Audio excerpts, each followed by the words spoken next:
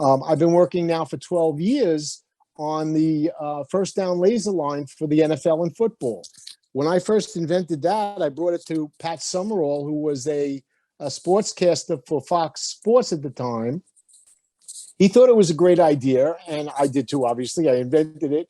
And he introduced me like 2 days later to the commissioner of football, who wasn't Roger Goodell at the time, but he introduced me to the commissioner of football and to like team owners and coaches. And I'm talking about going from not knowing anybody in pro football to going into knowing everyone because Pat Summerall just opened the door.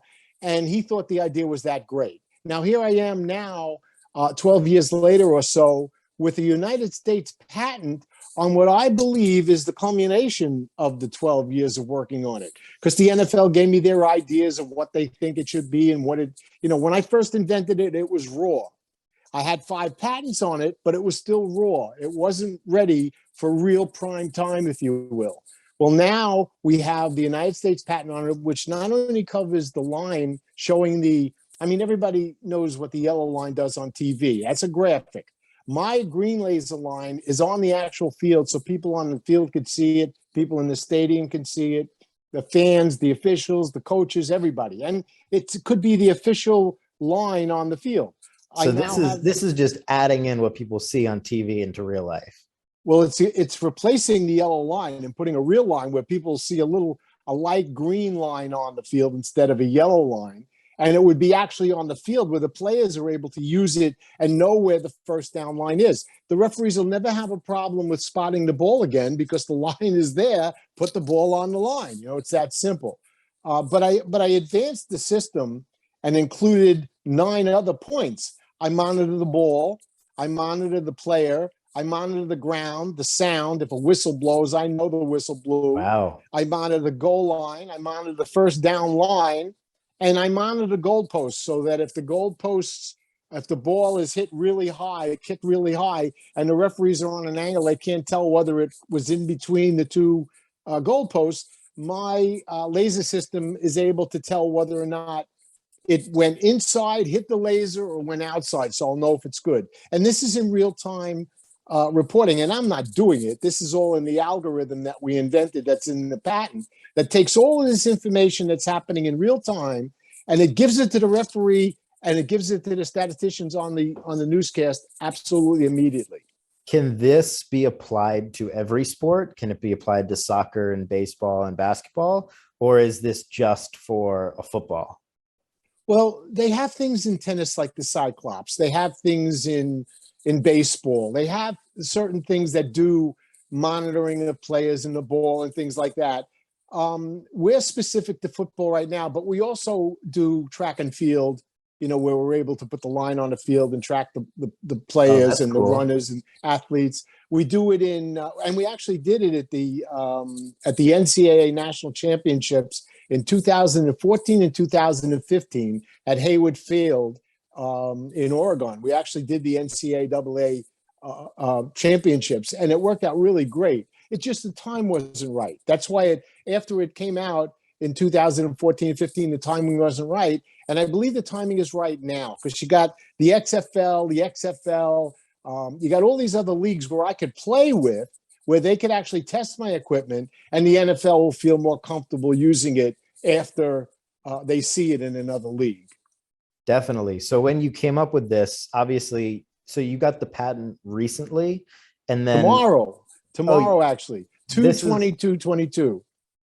The patent office, the way the patent office works is they grant you the patent, and then about 3 months later, they actually issue it. And then just before they issue it, a week or 2 before, they give you the number.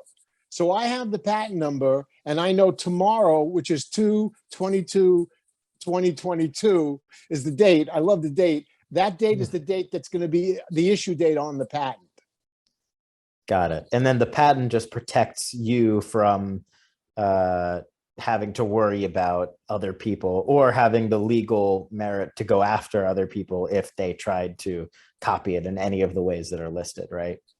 Yeah, a patent is protection on your invention for 17 years. So 17 years from tomorrow, I'll be able to protect my invention. So if anybody decides they want to monitor the ball in football, they want to monitor, put a laser line on the football, or use lasers to locate where the first down is on the field, the goalpost, the sound on the field, the ground, the player's knee hitting the ground before the ball, breaking the plane, all those things spelled out in method claims in my patent, I'll be protected. And protected in the sense that, yeah, they could go ahead and do it, but if they're infringing my patent, I have to notify them, and we hopefully come to a settlement and an understanding. If not, then there's legal action that has to be taken. Right. Now, this for the football, though, this is in partnership with the NFL, or this is separately, and then you just want the NFL to use it? Right now, we're contemplating partnerships with leagues, professional football leagues like the XFL, the USFL, and the NFL. Because obviously I can't use my equipment outside in a regular football game. It's silly. Right. It's not necessary. Right. But in a professional football and in college, the NCAA is interested as well. And so, but we wouldn't partner with the NCAA because the ultimate game is in the NFL. And what our goal is to partner with the NFL and be their technology system going forward. That would be very cool. I mean, you listing out all those things, it sounds like you own the future tech of football. Is that sort of how you look at it? But, it's really funny. Look where we are. We're in 2022, and I'm able to get a patent on all of these things that the NFL should have been doing 10 or 20 years ago. Right. And they're not. And if they are doing it, they're not doing it in a public way. And they're not doing it in a protected way. And I've been checking with the NFL and a lot of sport players, and the NFL's practicing and doing stuff with monitoring the players and the ball, but they're doing it for statistics.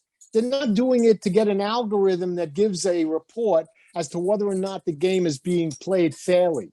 Officiating in the NFL costs billions of dollars to the teams that lose games because of a bad call.